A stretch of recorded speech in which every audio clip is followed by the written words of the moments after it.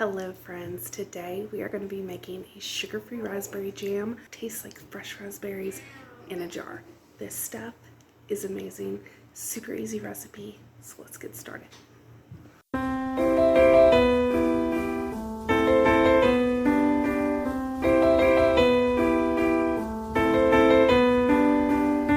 Alright, so I already put everything in the pan, but I'm telling you this is the best recipe.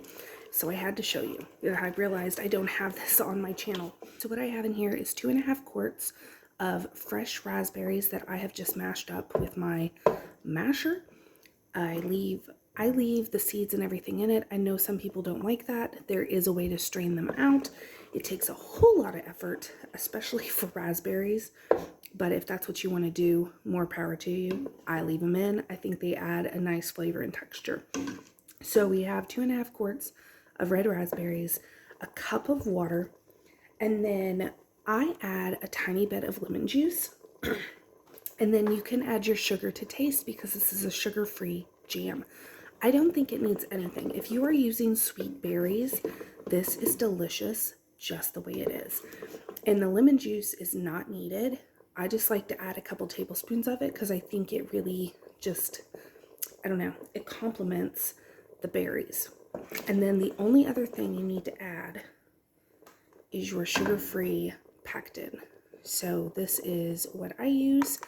It says in the ball canning book to do 3 tablespoons of pectin, but I add in the entire pack.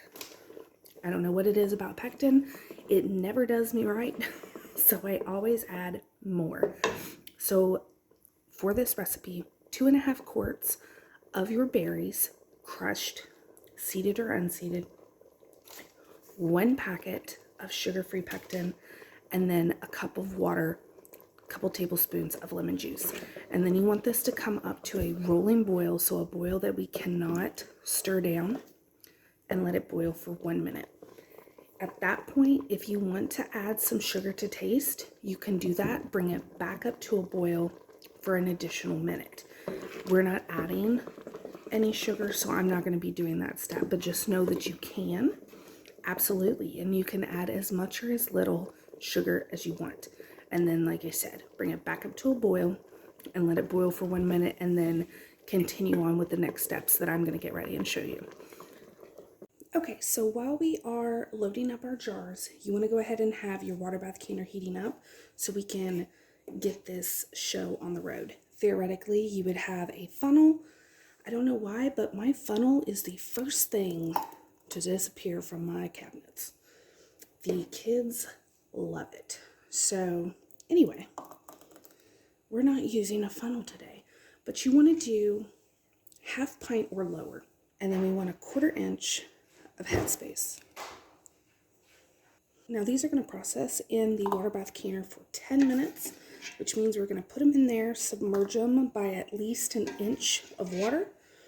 And then once it gets to a rolling boil with the lid on, we will start our timer for 10 minutes. Once that 10 minutes is up, you want to take the lid off, turn off the heat, and let them sit in the canner for an additional 5 minutes before you take them out.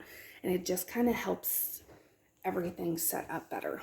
So I will bring you back once these are out. All right, so here are our 6 jars, and then we did have a little left over that I just have here. This is going to get used this morning. I hope you try this recipe out for yourself.